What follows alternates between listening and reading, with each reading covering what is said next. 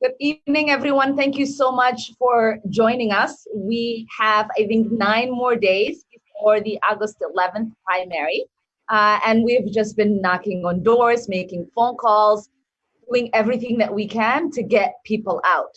And tonight we're going to start out with the architect of the voter turnout for the Minnesota 5th, AG Keith Ellison. How are you, Brother Keith? Oh, I'm hanging in there. I'm very excited about Ilhan Omar. You're doing it. You're getting out here and you are leading the way. So thank you. I could not be prouder of you, and I'm so honored that you have maintained that principle of putting the people first. I really appreciate it's big shoes to fill. So I really appreciate having your support. I know you and I talked about this, but I said to someone before that it's like getting a job review from the person that used to have your job.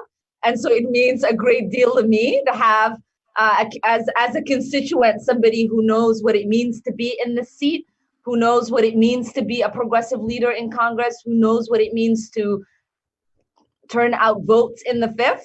And to make it the epicenter of really where progress happens for our state. Well, let me tell you, I've always believed, and I know you believe too, and you and I share this value, is that elections are not just about winning the election. Elections are an opportunity to re-engage and build a strong relationship with the people who you would speak for. You cannot have a relationship with people that you don't talk to, and you can't talk to them unless you go to them. If all you do is flood somebody's mailbox with a bunch of mailers, look, let's keep it real. We all know what happens to them mailers about 5 seconds after we get them, right? You can't ask a mailer a question. You can't tell a mailer your difficulty with your rent, with your health care. You can't do the same thing with a TV commercial. You can't tell a TV commercial that you simply cannot afford your insulin. You've got to have that door knock. You've got to have that live stream where you can call in and ask a question. You've got to have that human contact. And if Democrats, and I'm talking about Democrats writ large, ever walked away from this idea that it's all about winning the election and replace that with the idea that it's about building a relationship with the people who we represent, which takes place 365 days a year on election year or off election year, then the elections wouldn't be a problem. But because Democrats, not you, Ilhan, but Democrats in general, think, oh yeah, well, we'll get back to them around election time. That's why people are like sometimey with us. They're sometimey with us because we're sometimey with them. But what I'm telling you is that Ilhan is with people every single day. And Ilhan, I just want to say to you, may God bless you and your family. I know what you went through with your dad. He was a lovely man. I had a chance to get to know him, and he was so proud of you. And I know how you feel. And usually when somebody loses somebody, they don't really know because they haven't really lost a parent. But I've lost a parent due to COVID. And I can tell you that, it really is a failure of public policy. Mm-hmm. I mean, who knows whether we'd still have our loved ones. Right. But we do know that statistically, a lot of people would still be around if we had somebody in the White House who was serious about protecting people. And so I'll tell you this, that our country, and I'll wrap it up here, our country is in the midst of a momentous change. Right now, I was so proud to see so many people talking about antitrust, so many people talking about healthcare, like you, Ilhan, so many people talking about how homes for all, as every major city in America has people living in tents by the roadside, not just Minneapolis, DC too, LA too, Houston, Chicago, all of them. You drive down the street, people are living in recreational tents because even though Jeff Bezos got $178 billion since COVID started, we don't have enough money to house people in this country. And you, Ilhan, are standing up to say no. Let me just say this about your opponent, then I'm going to wrap it up. I have nothing bad to say about him because I don't know him, never met him. And I would think that after, being in Congress for 12 years, serving in the state legislature for 4, being in the Attorney General's office for 1.5 years, I would have met the guy working on education, right? Working on small business, working on housing, working on climate, working on You name anything. Who are these pop-up people who we never met, make it into their 40s, and decide that the first foray into public service is to be your congressperson? This is absurd. And I hope people just say no to this. It is absolutely wrong. And I would just say to you, Ilhan, that you are the right person at the right time. And we need people to turn out big time for you. I don't want you just to win. I want you to win with a big, big, fat number so that we can demonstrate to the people of this world that the 5th District loves Ilhan Omar. Not because we're enthralled with your personality, though you do have a great personality, but because you stand for the right things. We stand with you because you stand for us, for the kids who are fighting off these ridiculous student loans, for the people who need healthcare, for the people who need homes. Politics is not a personality contest. It shouldn't be. For you, it's all about that policy, and you stood with that policy, so I'm standing with you. And I do have to apologize to hit the door now, but nothing but love to everybody out there, especially you, Ilhan, but to Bonnie Watson Coleman, all of our colleagues. Keep the progressive drive alive. Send Ilhan Omar back to Congress. And with that, thank you, Keith. It is just really exciting to have the opportunity to be part of the conversation now of policies that are possible, like the $15 minimum wage that you have been pushing for so long. To see so many members of Congress talking about holding corporations accountable in the ways in which when you were talking about it, it felt like you were alone, right? And so it's really exciting to see that kind of energized base that is saying we need to take our country back. We need to be in the forefront of putting people in the center of politics, people in the center of making decisions, people in the center of coming up with solutions to address, the severe disparities we have across our country. So thank you for leading the way, and thank you for making us believe we can have these conversations. Bless you, my friend. We can do it. So see you soon. That's Attorney General Keith Ellison, who was my predecessor and served in Congress. And I know Representative Bonnie Watson Coleman used to serve with him as well. And now I do get the opportunity to be your colleague. I know for many of us, we get to have these conversations about what progressive values are. We get to talk about what is possible. And oftentimes we forget that there are really the OGs like Keith Ellison and yourself and others who have been pounding the pavement, talking about the policies that we are now seeing as part of the national discourse long before they were part of that dialogue and that debate. And I know you and I have gotten the opportunity to work on, actually, I will say 3 things that are very important to me. One is the task force we put together that deals with the rise of Black adolescent suicide rate. And, I remember when we first had this conversation, I told you how I had a Black son, and how oftentimes, right, it's not just the women who are told to be strong in our community, but it's often our men. And our young boys are given message early on that they're not supposed to cry, that they're supposed to be a man about whatever. And so that now we're seeing this rise in suicide. We're seeing that there is depression in our communities with our young boys, that there are these problems that continue to persist. And if we don't collectively address it and get to have these conversations and get to the root of it, then we're not going to have an opportunity to save our Black boys. And we're not going to have an opportunity to actualize what Black Lives Matter really means when we talk about our communities. And then we also worked on the Push Out Act, which addresses, again, an issue that is very personal to both of us, right? These are issues of discipline and, being treated as unworthy within the education system when you are a young Black woman.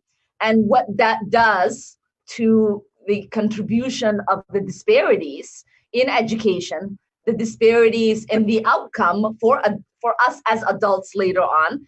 And I just want you to say a little bit about what drew you to those two policies and what it means to actually have people who not only listen to their constituents, are connected and have fluency to the day-to-day challenges of their constituents, but also come from a perspective and an experience that is forcing them to urgently act and address these issues. Well, first of all, let me just say that I'm just so happy to be here with you tonight. Yes. And to be part of, to send Ilhan Omar back to Congress where she belongs, because Congress desperately needs you. Congress is different right now than it has ever been, and we just have so much more to get done. But in order to get that done, we've got to have people like you there with us. So let me start by saying this. I want to talk about the policy, but I want to talk about the fact that you're one of the most progressive members of our Congress, our caucus, and we need you back there. And I know that you are experiencing a torrent of corporate dollars coming at you, and folks who really don't think like we think when it comes to everyday working families and lifting up those who are least among us. So I want to make sure that they understand that right now, this very moment, they need to go to ilhanomar.com/.give and give whatever you can, because I know that your campaigns are always fueled by everyday working families putting in a few dollars here and a few dollars there. And yeah, you're absolutely right. We did look at issues that confront Black boys and Black girls. And we also confronted an issue together, you and I, and that was to make sure that there were guaranteed jobs for everybody in every community in underserved areas of work who deserve them, and that we would get the money to pay for those jobs with the transactional fees that get charged out there on Wall Street. And that with that $770 billion over a period of time, we could put it to good use. You know, we, for the first time, I think Congress has taken up issues that it never really thought of collectively. We started the Congressional Caucus on Black Women and Girls because they never talked about the intersection of being Black or minority and being female, and the public policies and the laws that got promoted and ultimately passed. How did they affect us? I'm a Black woman with a Black son. I have a Black granddaughter who is in elementary school. So both of those bills that you talked about, the one with regard to mental health issues and suicide, and the work that we did on that task force, and the bill that came out of that task force is going to put billions of dollars into making sure that there's greater access to mental health care, whether it's in the schools, in the communities, in the faith-based communities, or just educating the families. And the Push Out Act, we had a chance to do something about that with the George Floyd Policing Act, as we reimagine what law enforcement looks like and take some of that money out of law enforcement and put it in schools for extra counselors and extra services and extra programs, and take those police officers out of our schools. Because they only know how, unfortunately, right now, to get interactively aggressive and remove our girls for things that shouldn't happen. And we shouldn't be addressing things such as dress codes and hair and hairstyles as if that's an expression of anything other than your taste and what you want to look like at that moment. There's so much more work to do.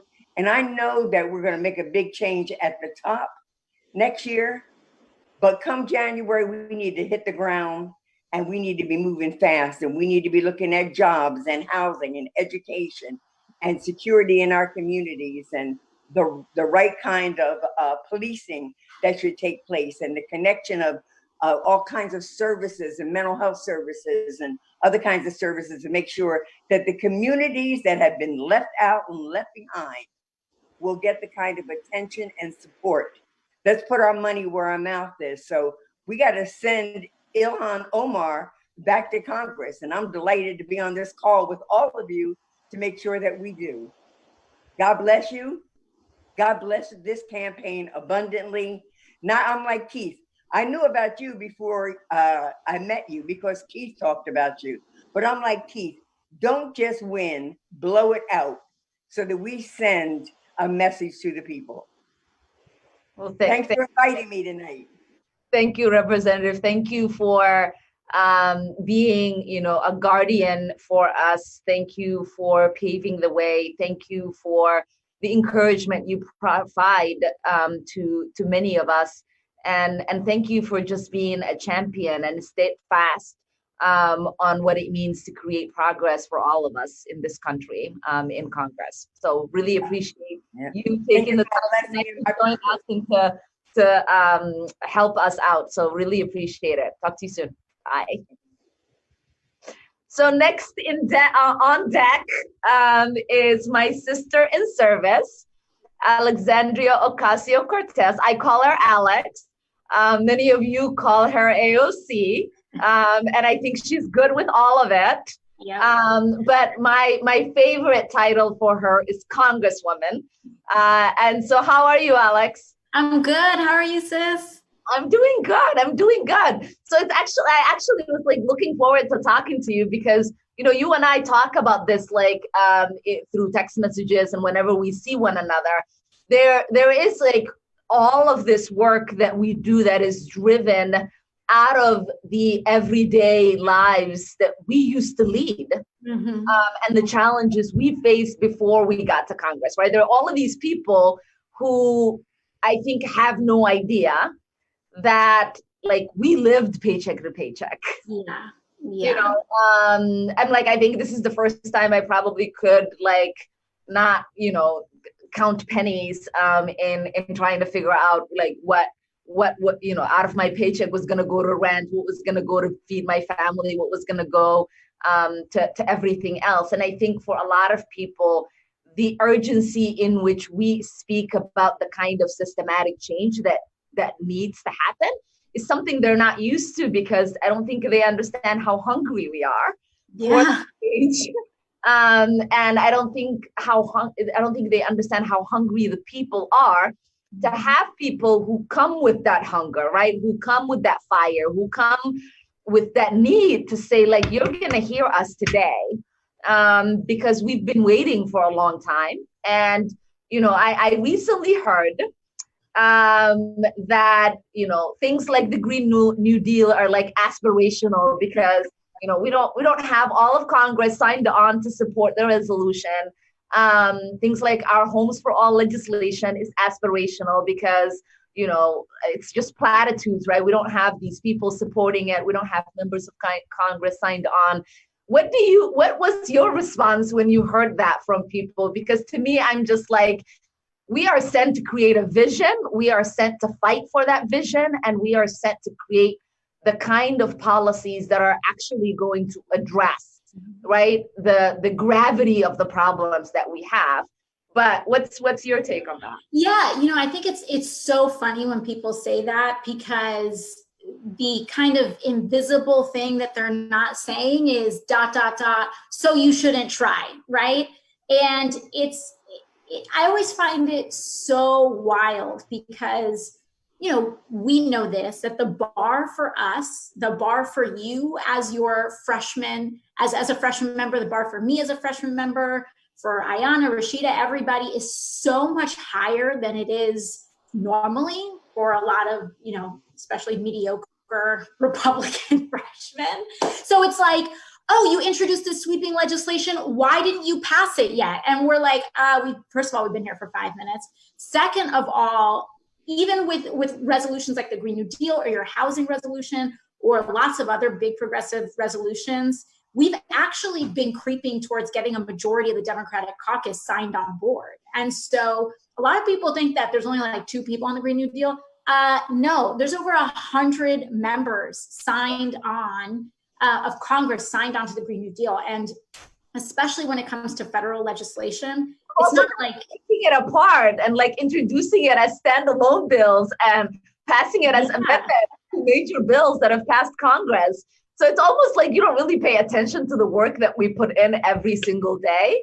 would come with like these criticisms because, like the work that we do in our committees, and like the effort that it takes to get as many amendments passed, right? Like as freshmen who are not seen as frontline freshmen, who are not getting like amendments sent to them to right? Like the relationships it takes, right? Like I lead my delegation in Minnesota with the number of amendments passed. And then people are like, well, that don't matter. And I'm like, well, do you understand like the amount of effort, right? Like that it takes for freshmen like you and I to be able to get one amendment passed, let alone, right, like double digits, and like dozens. And I think that I think people see like our celebrity status, they see like the amount of support we have outside, and oftentimes like they forget how challenging it is to be in an environment that that like doesn't expect you to succeed, right? Like doesn't. I think a lot of people, they don't know about that like curtain for sure.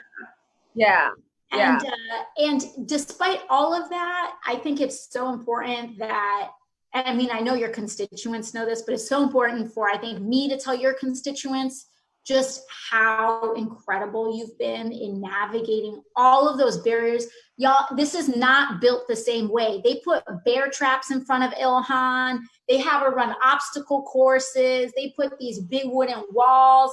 Other people get like those little walkways that you get in the airport to get to their destination. Ilhan's out here like 007 with the lasers in the room, and she's getting things done.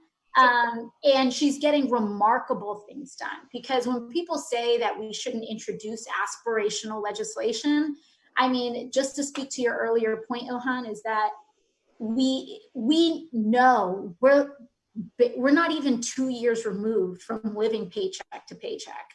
And I think that's the reason why you've been such a leader in housing, and why so many of us have been leaders in housing, because we pay rent. I still pay. We know that the rent is due. I don't own a house. And so when we have record unemployment and we're trying to preserve the unemployment, the pandemic unemployment assistance, and that's $600 a month. We know what that feels like on a week to week and a daily basis and a monthly basis. And so for us, our legislation, and when we introduce legislation, we talk about these issues, we're not talking about them in terms of 2-year cycles. We're talking about the first of the month. And that makes that urgency that we often get criticized for in Washington, because it has so much more to do with like etiquette and like if you read Emily Post or not, than everything else. The reason we bring that urgency is because we know that everybody lives on a month-to-month basis and not a 2-year or year-to-year basis. And so this legislation has real consequences, especially when you talk about something like a homes guarantee. There's no such thing as too aspirational, especially when we are lagging behind the rest of the Western world. People act as though we landed from some alien spaceship, and that these ideas are completely, out of any context that we've ever seen, when we're really just trying to treat everyone as humanely as so many other countries have already chosen to. I mean, like you probably see this in New York, but in Minneapolis, we have tent cities, right? People who are literally living, not just on the sides of the streets, but in our like parks. There are camps set up every single space you look. And to me, like when I tour them and I go to have conversations with my constituents there, it's so triggering, because I used to live in one of those, right? In a refugee camp. Like that's what you expect for people when they are either like fleeing a war, when they are being displaced because of a natural disaster. that shouldn't be a natural occurring displacement within communities that have resources to be able to house and, you know, provide mental health support and substance abuse support. Like, we have the resources, we just don't have the courage, right, and the clarity to want to have that done for them. And when people say like these are aspirational, you know, when I introduced my rent and mortgage cancellation, you and a lot of like the members in the Progressive Caucus were the first ones to sign on, right? And we do that because we know that to our constituents who are being displaced, our constituents who are missing rent and know that tomorrow they're not going to have more money coming in to like pay back that rent, right? Like, they're looking at being displaced. They're looking at, right, like what it would mean for a house, you know, the housing market to collapse.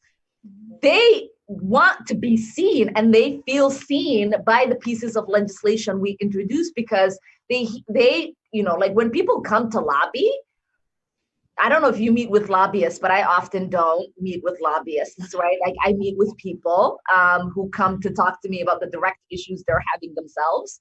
And what I hear from them is to say, like, I want you to go work on this. And so we introduce these pieces of legislation because they want us to urgently act, and they don't want to only do what is possible, right? Like, they want there to be a vision that goes to address the issues that they're dealing with.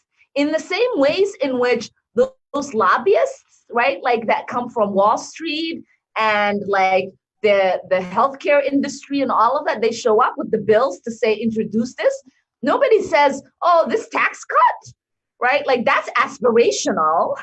We shouldn't spend $1.4 trillion in that. Like, they get it done. Mm-hmm. Because it's being demanded by the people they are responsive to.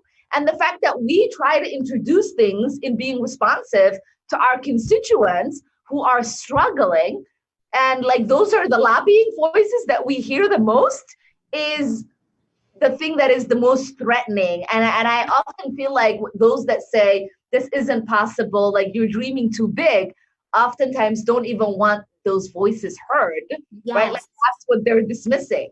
Yes, exactly. And I think it's so important to communicate to everybody watching that it is not an accident that I had a primary challenger funded by Wall Street, that Rashida has a primary challenger, that you have a primary challenger, because when you speak truth to power, power fights back. And it's not a coincidence that these primary challengers that have cropped up are funded by Wall Street and dark money. And so it's really one of those big, like, choose your fighter moments. Like, are you going to, you really think that a Wall Street backed, lobbyist operation is really going to be what's best for us? Or are we going to back grassroots people back candidates? And I think that, we enter these fights and we knew that something like this probably was going to happen to all of us, because this is exactly why people don't speak up in Washington, right? Your primary, remind people how much was spent in your primary. So in my primary, there was let me break it down, $3 million spent against me in my primary, plus a super PAC. So we don't even know how many more millions were in the super PAC, plus my opponent, because she was a multimillionaire, loaned herself $1 million, 72 hours or so, maybe 90 hours before the election day.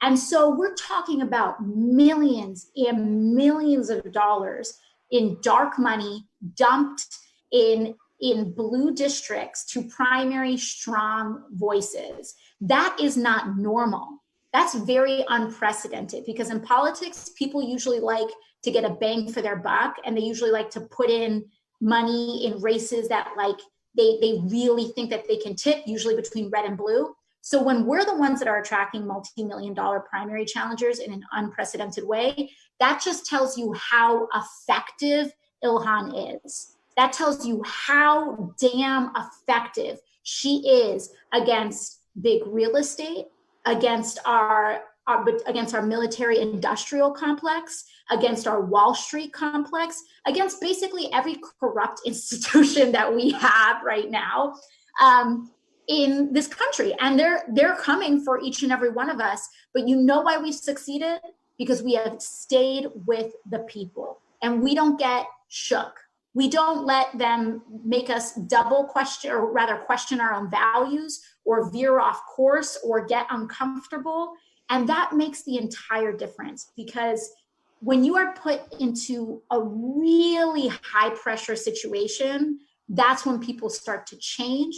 That's when they start to shift. That's when they start to hedge back on their values. And that's why you see so much squirming in Washington right now. That's why that's why you aren't seeing the political courage that we need, which is why it's so important that we have folks like Ilhan who are anchoring our Congress around a moral center that is accountable to everyday people and not lobbyists or corporations that are looking to make a buck off of our public good, off of our public institutions. And we have so much of that right now, which is why it's so important that we use this opportunity to organize and to expand our base. And it's just really thrilling to see all this organizing happening, not just in Minnesota, but all these folks that are pouring in to do remote organizing with phone banks here tonight. I just can't thank each and every one of you so much, because what we need to do, like Attorney General Keith Ellison had said, like Bonnie Watson Coleman said, what we really need to do is show the strength of this movement.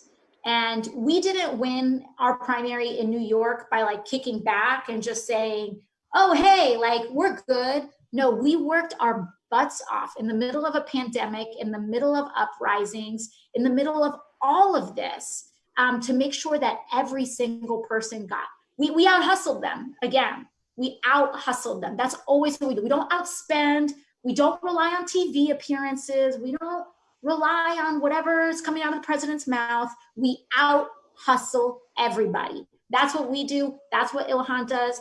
That's what progressives do. We outwork and we out-hustle and we out everything. Because that's what defeats being outspent or even just being spent or just, having millions of bucks spent against us. Right. And it is, I think, an opportunity for us to really show, right, what this work that we do means for people. Mm-hmm.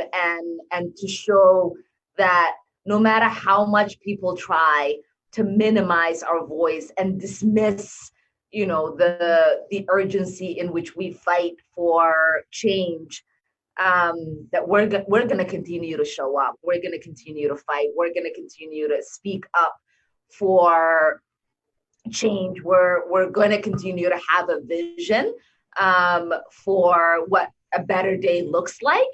And we know that it is possible because we've seen it happen every single day as we've taken on, some of the biggest challenges in Congress since the day we showed up.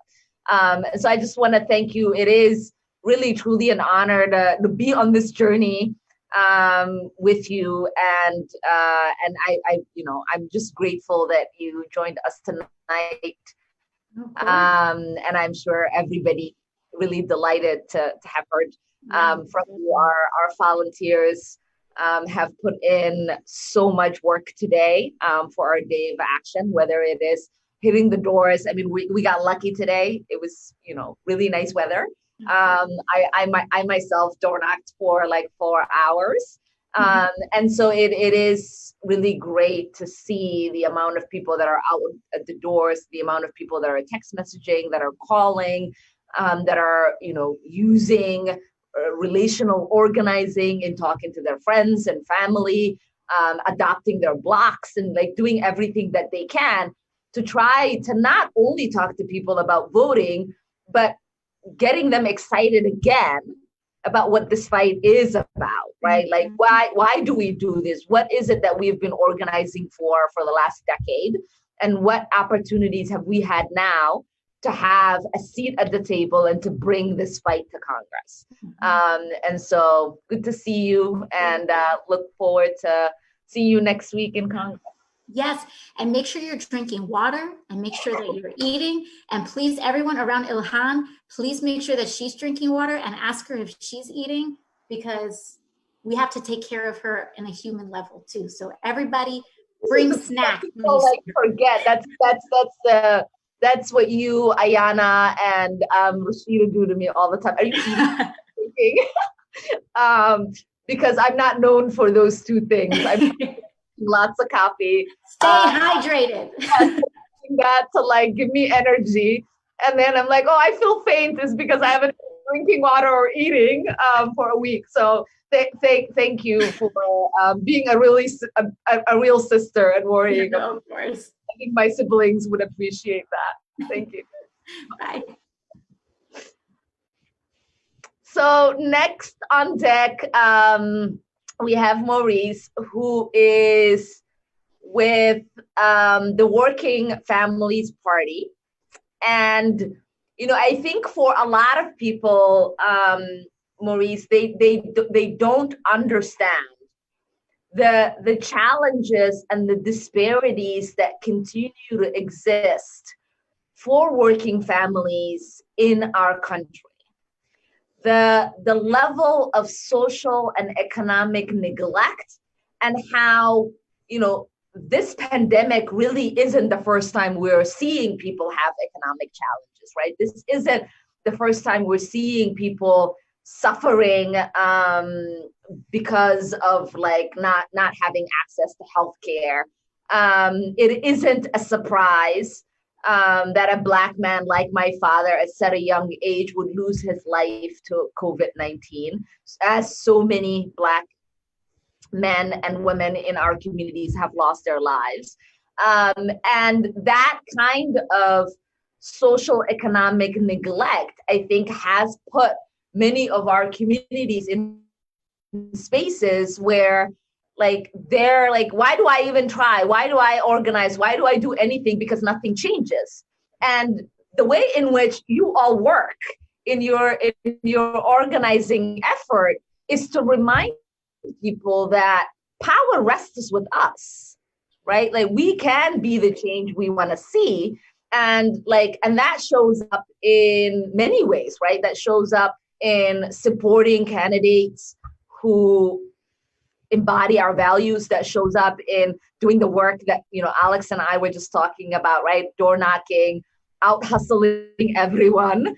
But that also shows up in a lot of the work that we all do together as members of Congress now, which is to do the outside inside game. And that work really is what is going to produce for our families. So say a little bit about how you've seen that take shape for us in Congress. Absolutely. And thank you so much for having me. And I have to tell you, I am so honored that you are one of our WFP endorsed congressional candidates. And I think, you know, just speaking about the fact that we endorsed you, I think is a way to understand how we look at this inside-outside game, right? So we don't endorse everybody. We don't endorse in every single congressional race, right?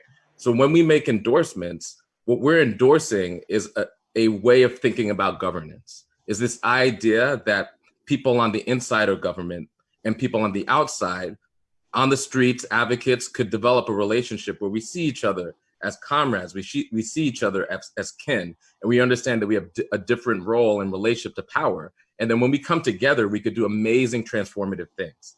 And so WFP, Working Families Party, endorsing Ilhan Omar is an endorsement of that strategy. We're endorsing you because you understand what it means to be accountable to the people in your district, what it means to be accountable to social movements. And not every, as we know, not every candidate understands that. Oftentimes, people inside DC and people in Capitol Hill are accountable to the interest of organized capital, right? And the conversation you were just having with Representative Ocasio-Cortez, the reality is many of your colleagues and many elected officials are having insider conversations with lobbyists and people who are connected to the pharmaceutical corporations or to the war lobby or various folks. Having somebody like you, who at the end of the day you're going to follow the dictates of your constituents and of mass movements, that means that we could actually engage in a transformative agenda. So the inside-outside game to me looks like the movement for Black Lives calling out to defund the police. And then folks in Congress like yourself, you are co-sponsoring a number of bills that look to transform the relationship that Black communities and other communities have to the police, right? That relationship is key to ensuring that our social movements are always leading, are always rendering the invisible visible and shining a light to all of these injustices that didn't just crop up this year, but have always been a fabric of our society. And then to be in right relationship with people like yourself in Capitol Hill in order to do the people's bidding, right? And it's a different type of relationship than the sort of traditional accountability relationship that looks at elected officials as being something apart from movements, right? We cherish you. You are part of us. So this inside-outside strategy is saying that we claim Ilhan Omar as part of our movements. And when Ilhan Omar is in Congress, the movement is with her, behind her, flanking her. And then on the streets, Ilhan Omar is flanking behind and supporting the movement, right? And so, my sister, we are honored to be shoulder to shoulder with you, to support you, to endorse you, to ensure that we are getting our national movement of activists to text and call to make sure that you get over the finish line. And we don't just want you to prevail. We want you to prevail so that you never get a corporate challenger again, so that the message is loud and clear that independent Black women, when they go to Congress, they have an army of people to support them. So challengers, come as you may, but you will be defeated. Thank you. I mean, I think it's also like, the values you speak of, right? Like, I'm someone who doesn't take corporate PAC money. I'm someone who refuses to take money from polluters, right? I'm someone who believes in not spending my time dialing for dollars, right? We rely on the contributions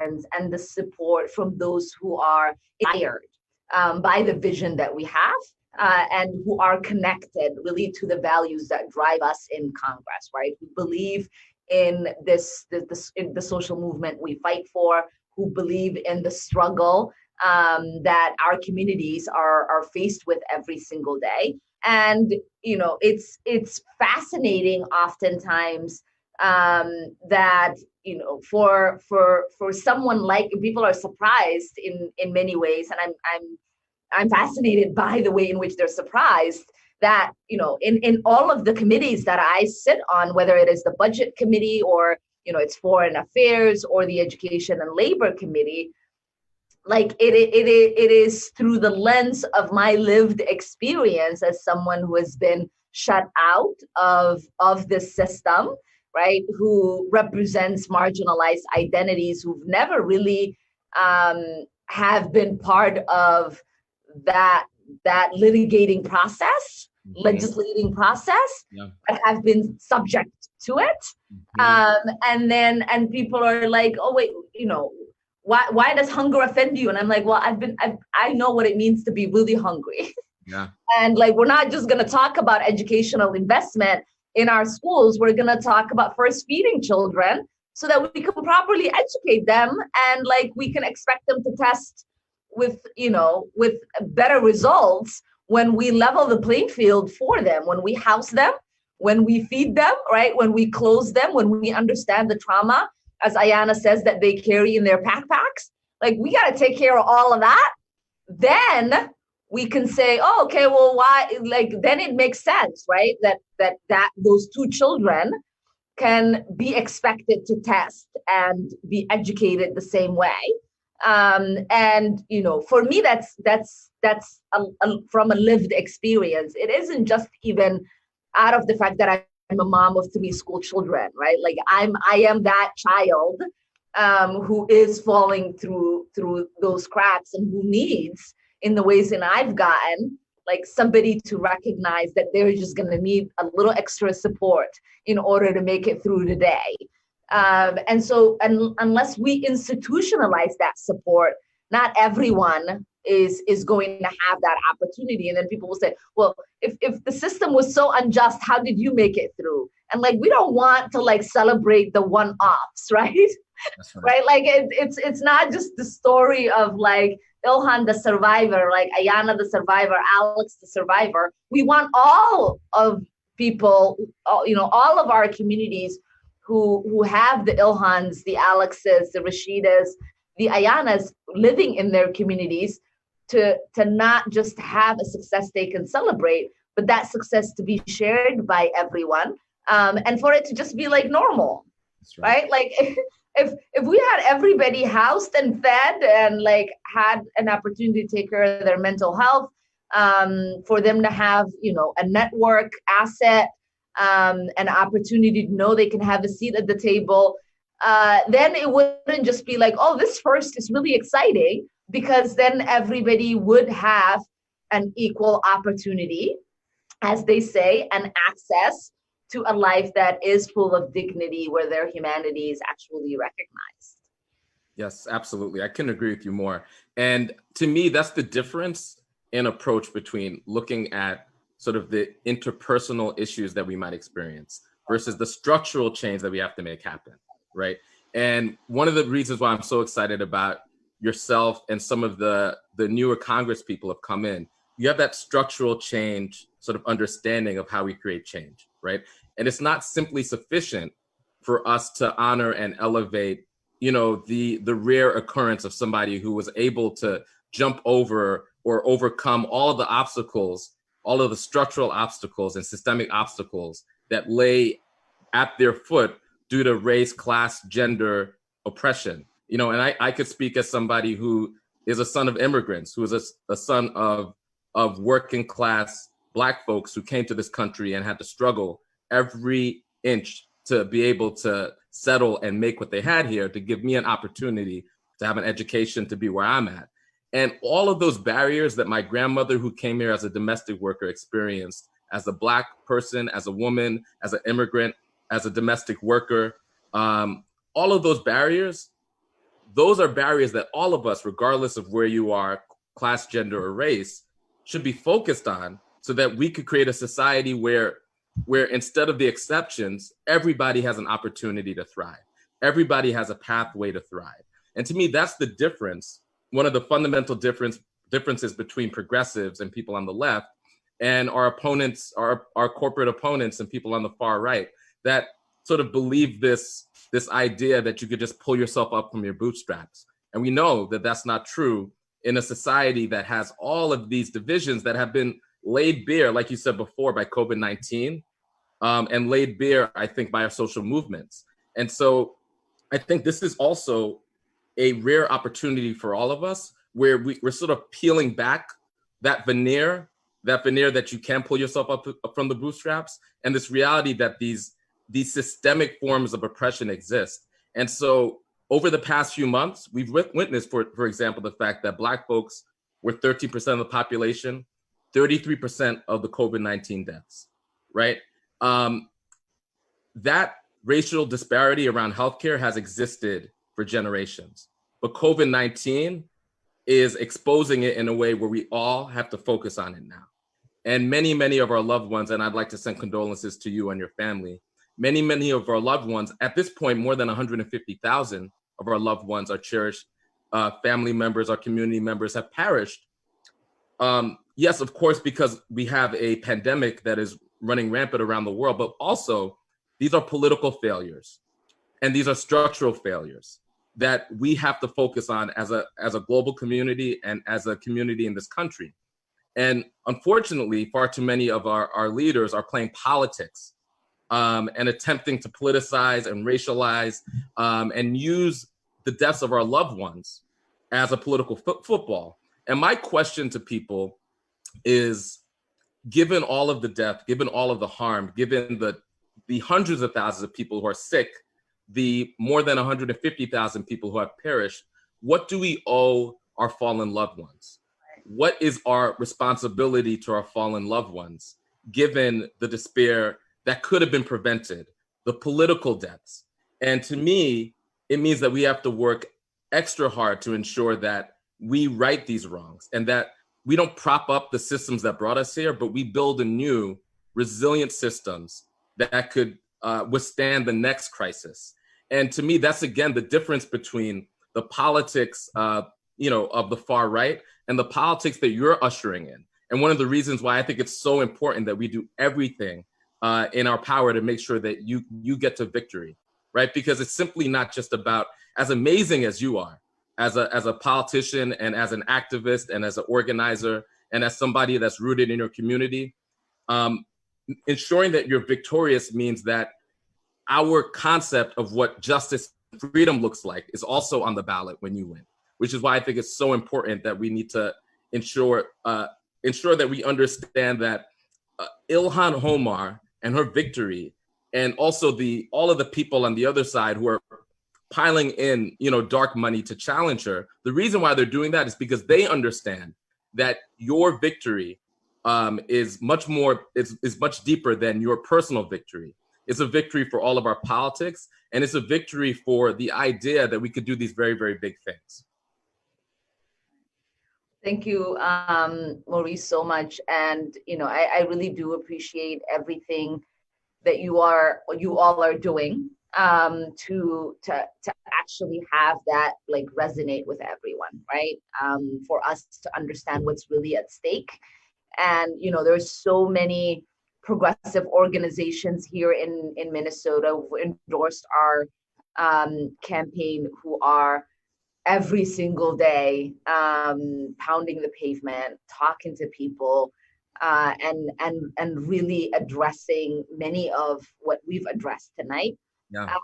And speaking clearly about what this challenge really means and what message we get to send once this challenge is defeated, because this is a message that's being sent to us, and it's being sent to progressives across the country. It's being sent to many of our colleagues in Congress, and it's a message that says, if you think outside of the box, right? If you shake the table too much, if you speak up for those that shouldn't be spoken up for, you are going to face this kind of onslaught of not just money, but insult and assault, right? And we now get an opportunity to say, we're better than that, right? We know what progressive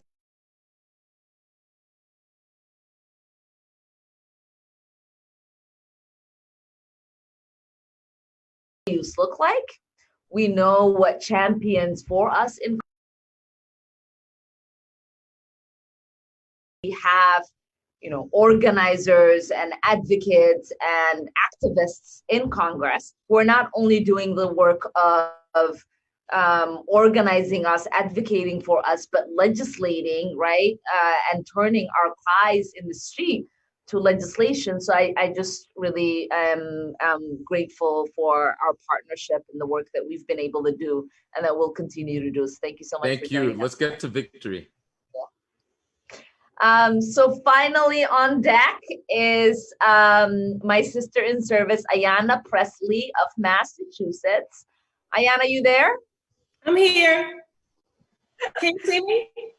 Yes, I can hear you. How are you? As I was saying, table shakers, I was thinking of you because that's one of the things that you say is often what is really unique about the leadership of Black women, that we don't only show up to tell the truth, to have a vision of what it means to create space for our communities, but we also, right, are table shakers, and so it's really good to have you with me here, sis. How are you?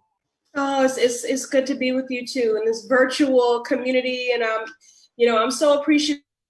The very first campaign I ever worked on, I was 10 years old, but my first professional job on a campaign was as a volunteer coordinator. So I know just how much they are truly the lifeblood of every campaign, of every movement. And so I just want to give it up to the activists, the agitators, the movement builders, the coalition builders. Thank you for your sacrifice. Thank you for laboring in love. Thank you for your sweat equity.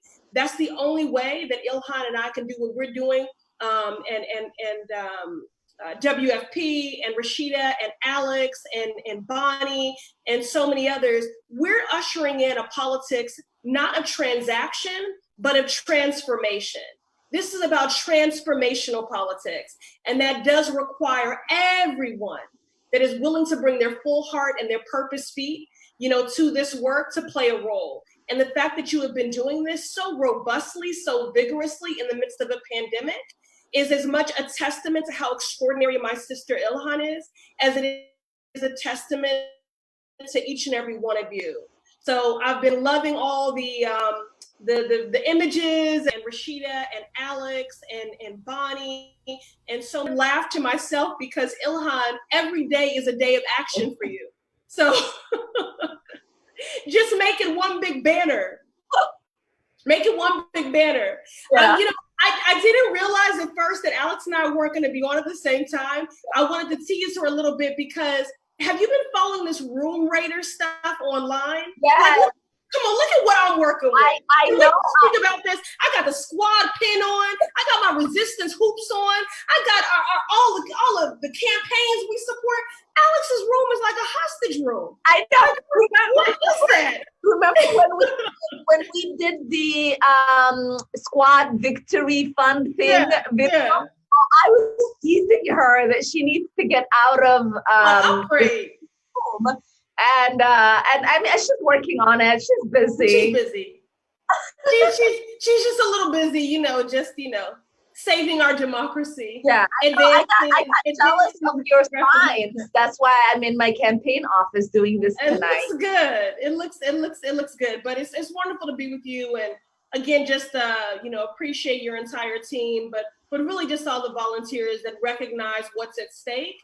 What I love when I see, even in the midst of this pandemic, so many people around you, Ilhan, it's like people try to push this narrative as if we don't know what's at stake, like we don't show up. I mean, look at the lines in Georgia and Kentucky, people waiting 6 hours to vote. That is a myth. We know what is at stake.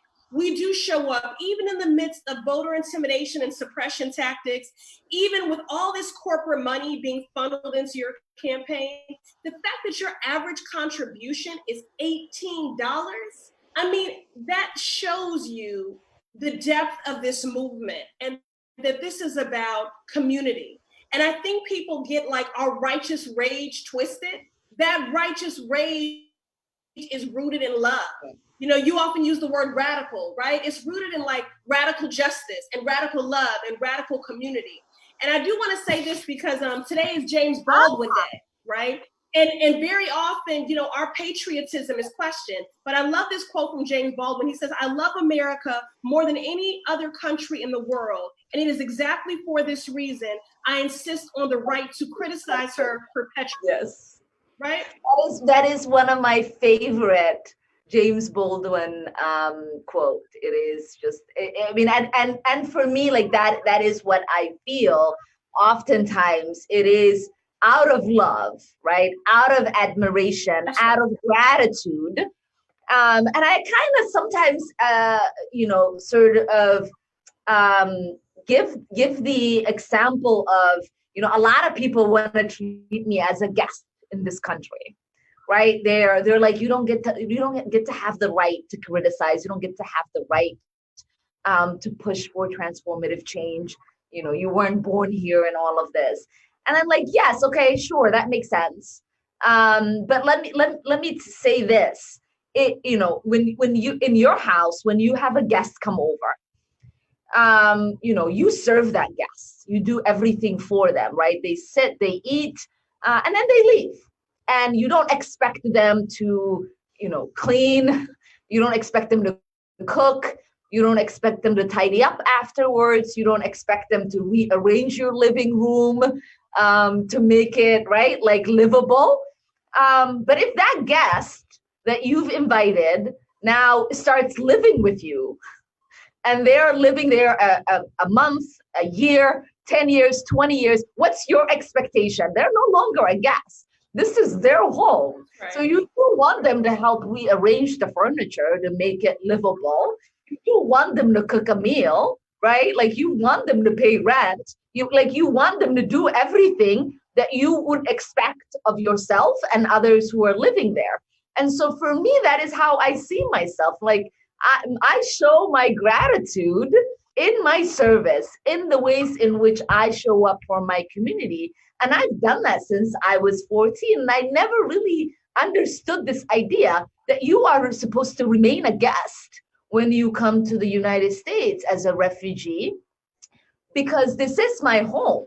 And I want there to be, you know, a shiny, beautiful living room, right? Like I want the rent paid. I want the lights on. I want a meal cooked, right? I want everybody to be comfortable. And so I do that work every single day. I do the work of trying to serve my neighbors. I do the work of taking care of my community. I do the work of serving in Congress, speaking up for all of us and addressing, right, like the systematic injustices that exist and the social and economic neglects that have been very visible to me, because I imagined a country that didn't have those things when I arrived. And the fact that I notice it much more visibly than many people do has stayed with me from the age of being a young girl. Nobody had to explain to me, right, in any kind of way. I didn't have to go to school. I didn't have to study. I didn't have to live in poor neighborhood. Like I walked into it. And so I've lived with that urgency of like, this is not the way it's supposed to be. That's right. And I want to say that's exactly why we need you, Ilhan.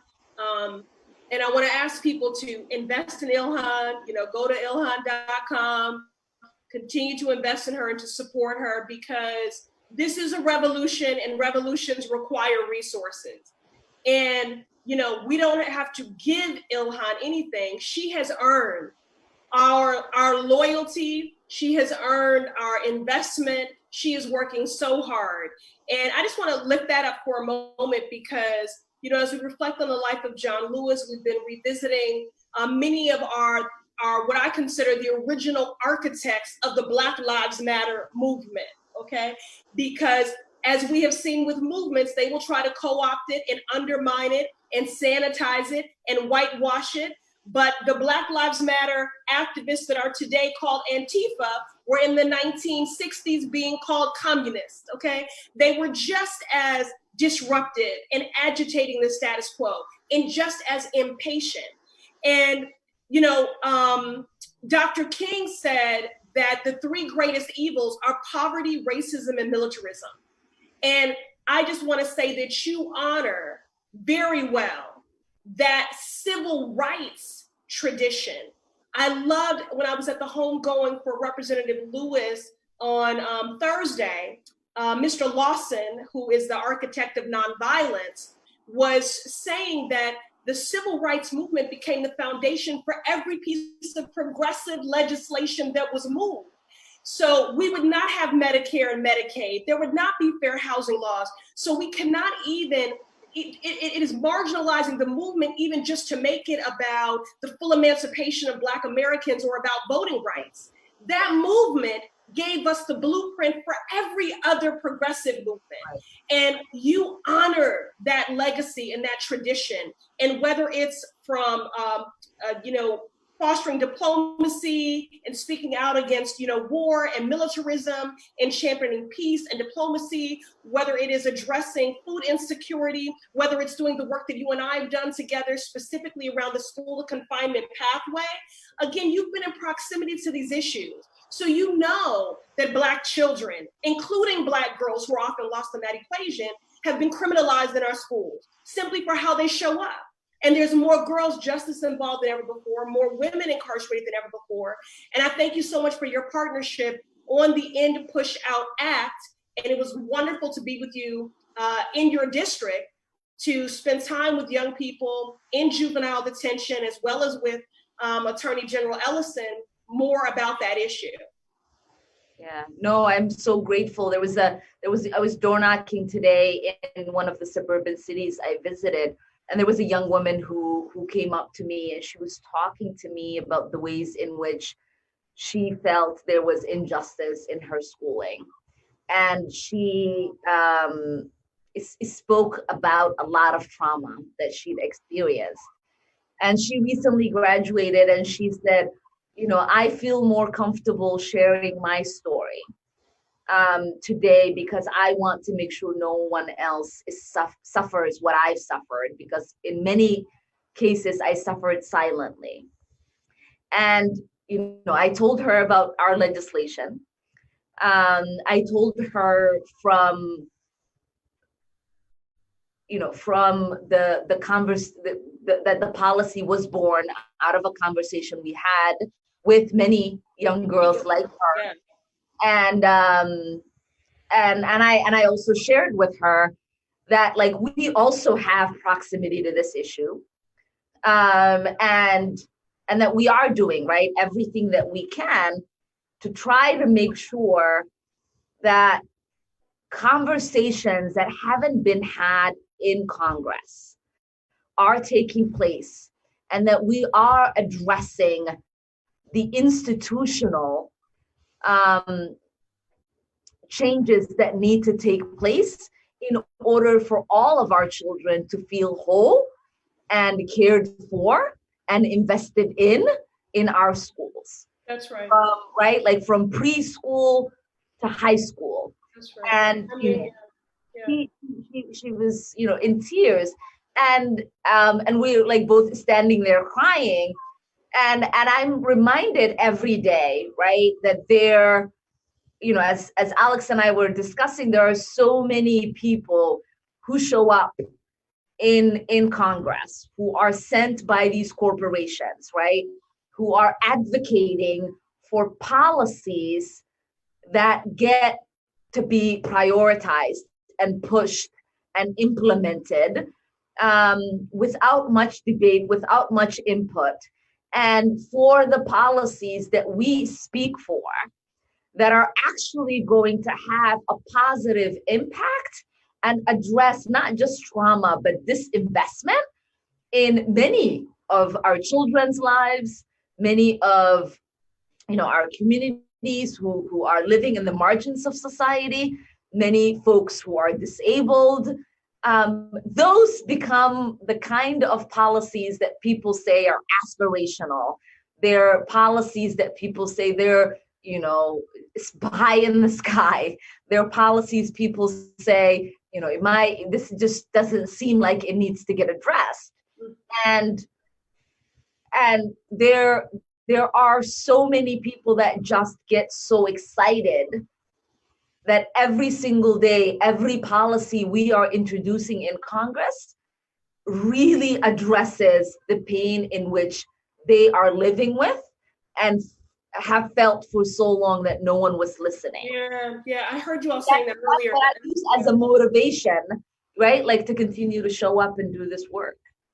That's right. And I thought the way that it was framed earlier when you and Alex was talking is the most authentic way to characterize what we seek to do, which is to offer responsive legislation. You know, I always say policy is my love language, and that's because, you know, we have seen hate, hurt, and harm for generations be precise in how it has been codified through lawmaking. That hurt and hate and harm didn't just happen, it was legislated. And so the path forward for equity, for justice must also be legislated.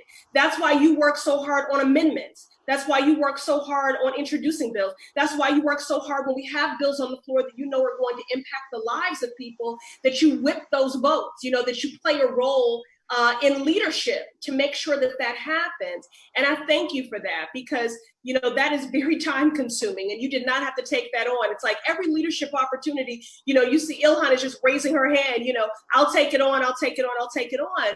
And I think that's about who she is and how she's wired. But I think it's also she's emboldened by the mandate that the district has given her and the expectation of that and to meet that. So yes, we are unapologetically bold and aspirational. I would rather be aspirational than ambitious. You know, this is not about our trajectory. This is again about how you're always reiterating that which is systemic. We don't want exceptional one-offs. That's not to give short shrift to the sacrifices that our families made so that we could be exceptions to the rule. But there, but for the grace of God go I, as my mother taught me. And so the reality is that these exceptional one-offs are not enough. We want structural change. We want systemic change. And that demands law change.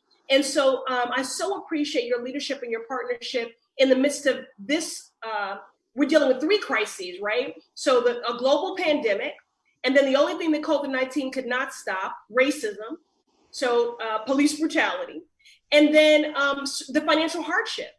I mean, as evidence of how disconnected and removed our colleagues across the aisle are, is that they would think that a family could subsist on $17 a day for 10 weeks, $1,200, a one-time cash infusion. And that was early in the pandemic. And so being a progressive means to progress. So how do you do that? You are a pace setter. This is what you do, Ilhan. You lead from the front. In March, you started advocating for rent cancellation and eviction moratorium. And I joined you, and a handful of others joined you in that, because we could see the forest for the trees. We knew how this was going to go. We were already in an affordable housing crisis. Ilhan, when we came to Congress, we were in a federal government shutdown. We already knew that the average American doesn't even have $400 worth of savings to weather a disruptive life event, never mind a global pandemic. And then we also know that burden is disproportionately borne by Black and brown folks. So you're not supposed to pay more than 30% of your income on rent, but most people are paying 60 and 80%. That was already true. So today is August 2nd. 30% of Americans said they're not going to be able to pay August rent. And for Black America, that's 46%. So the work that you do on housing is a racial justice issue. It is an economic justice issue, and it is a public health issue. You cannot evict people in the midst of a global pandemic when we are seeing surges throughout the country. How do you slow the rate of transmission? So I just thank you for your leadership. I mean, whoever's watching this, if you all don't get it, I don't know, because we've got the receipts. We've got the receipts on the amendments passed and the bills introduced. And, you know, this isn't easy. Don't think that just because we're in a Democratic majority. Ilhan, we just now brought DC statehood to the floor for a vote. How many decades did it take to get to 218 co-sponsors for that to come to the floor? Disenfranchisement of people who pay more taxes than anyone else in a predominantly Black city. Yeah. And I'm sure the same people who are telling me right now that my Homes for All and, you know, Green New Deal and all of that are aspirational probably would have said the same thing to Eleanor, that they're aspirational. Don't make it wrong for you to do the work. That's right. I mean, look at Medicare for All. I mean, where is that? I don't ride the polar coaster on any of this, because, you know, the best data is informed by the lives of real people. So we already knew that we needed Medicare for All, even before this pandemic, because you shouldn't have to be wealthy in order to be healthy. People should not be going bankrupt to be healthy. But look where that's polling. If you put stock in that, the national consciousness has completely moved on that. And the same is true when it comes to rent cancellation and, you know, moratoriums. I mean, I think none of us could have foreseen how long we'd be dealing with this, but because of the criminal negligence and the sluggish response and the science denials of this administration, we find ourselves where we are. So thank you for being a true progressive and leading from the front with your little tiny self. Well, I mean, I think you said pace setter, and pace setting is what we, I think about when we think about the progressive movement, right? Leading with your progressive values. It's about having a vision. It's about setting the pace for what is possible, and using really the lives of people who are going to be impacted by these policies as the data that informs that policy.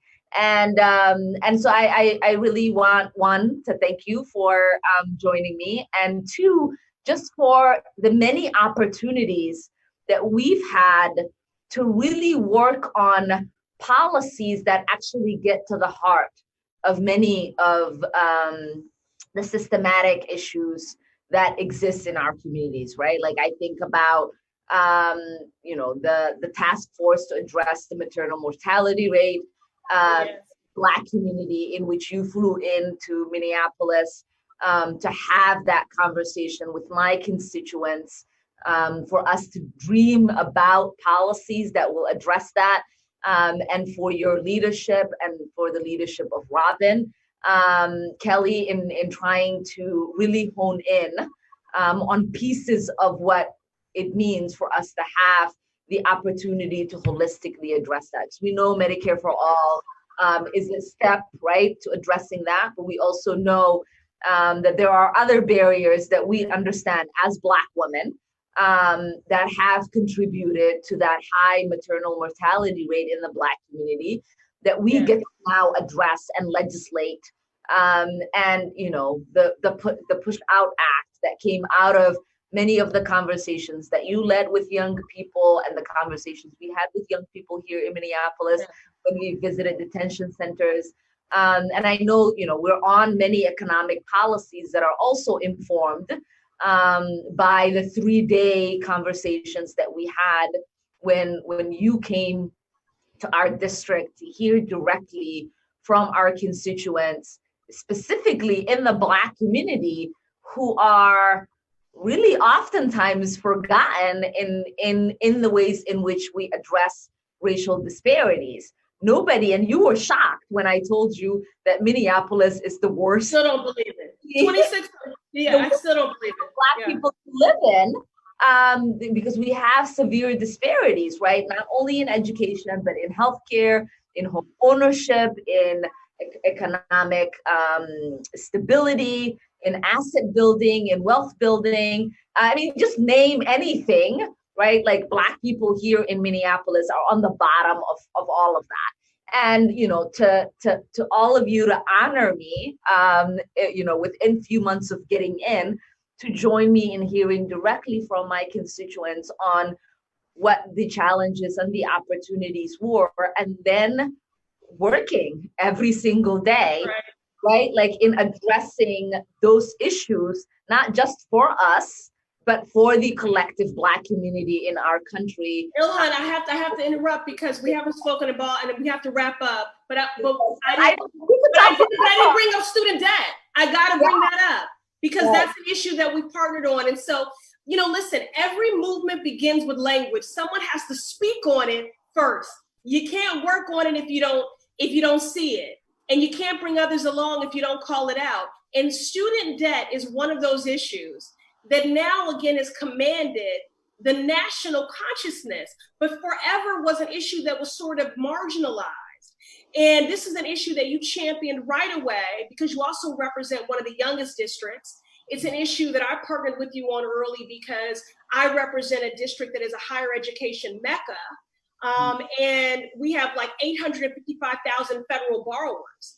And we know that Black and Latinx students borrow and default more than anyone else because of those policies that denied our families the opportunity to build generational wealth. And so to be partnering with you on the issue of student debt cancellation, especially in pushing for it in our relief bills. Or here in Minnesota for the amount of debt young people have in the country. Oh, wow. So this is a $1.6 trillion student debt crisis. The average borrower is saddled with about $30,000 worth of debt. So that is choking at the promise of folks. That is choking and denying their ability for home ownership. And people think it's just a millennial issue. It isn't. In my state of Massachusetts, we have teachers who have debt because they wanted to be educators and they've lost their licensure to teach because they owe student debt that they can't afford to pay back.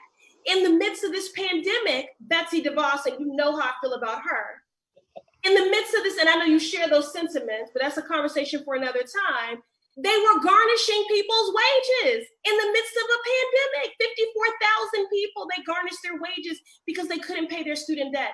So I know you share my belief, Ilhan, that we can't have a comprehensive post-COVID recovery economically without student debt cancellation for both federal and private borrowers. It's really key. I mean, and just those, you know, as you talked about, educators who had to take massive amount of debt just so that they can teach our children because they love, right, getting the opportunity to teach. And I think about one of our colleagues and one of my, you know, favorite people to serve with, Ayanna Johanna Hayes, who I get to be on the Education and Labor Committee. She's someone who has massive amounts of student debt. You know, I have student debt. Alex talks about her student debt, but Johanna's is, right, like to a degree of crisis, and she's talked about it many a times. And it is out of her love for our children and wanting to have the opportunity to get the tools that she needed in order to continue to educate them. And like people make it sound like, you know, it's a responsible thing, and that we were, you know, we're not being thoughtful, and that's how we ended up with student debt. No, this is a systematic problem. The promise of education should be alive in our country. Education is to the benefit of society. Every single aspect of you getting educated works to better our nation, right? And so there was a time, I think, we used to think, you know, up to 8th grade education was fine, right? And then we said, well, we need more. And we got to 12th grade. And then we said we should start preschool. And now we've invested in preschool. And we have to get in the mindset of recognizing, right, that higher education is part of what it means for us to invest in people so that our nation is right. For it. That's right. Yeah, that's right. Yeah, that's why Obama says educators are nation builders, because they pour into people who build up our world, who build up our nation. So, well, I don't know what else I could say except for 3 words. Send her back. Okay? Read my lips. Send her back. I'm talking about Ilhan, the one and only. I love you, my sister. I love you too. And I can't wait to have you over again. I mean, you've now made 2 visits to Minneapolis. Yes. And, you know, I mean, a third just needs to happen. I will come for the safari almond cake and for the Somali tea that you make, because you make it the best in the world. And to be in community. To be in community. For great conversations in community. That's right. That's right. But, you know, thank you, you know, for being my sister, for being on this journey with me, for always having my back, for making me laugh, for caring for me, and for giving me the opportunity to share my constituents with you many a times, and for doing the same for me as I've visited your constituents as well. And for having really this opportunity for us, right, as Black women, to work on issues that really address the heart of some of the systematic, persistent problems that exist in our community. So thank you, and hopefully we'll see you next week. I hope so. Grateful for you and everyone. Okay. Thank you, everyone, for joining us. Thank you to every single organizer, volunteer who has poured in to today, who has done everything that they can, whether it is at the doors, whether it's texting, making phone calls, we really greatly appreciate your effort in reaching our voters here in the 5th. And again, we have 9 more days to go. We're really excited. I always say you get what you organize for. And as Alex said, and Ayanna, we are going to put in the work as if, this is the first time we're running, because it isn't just about reaching voters to come out and vote. It's about solidifying what is important to people and uplifting those voices so that we can continue to fight for our progressive values here in Minnesota and in our country. So thank you for contributing. Thank you for joining us, and thank you for watching our live event.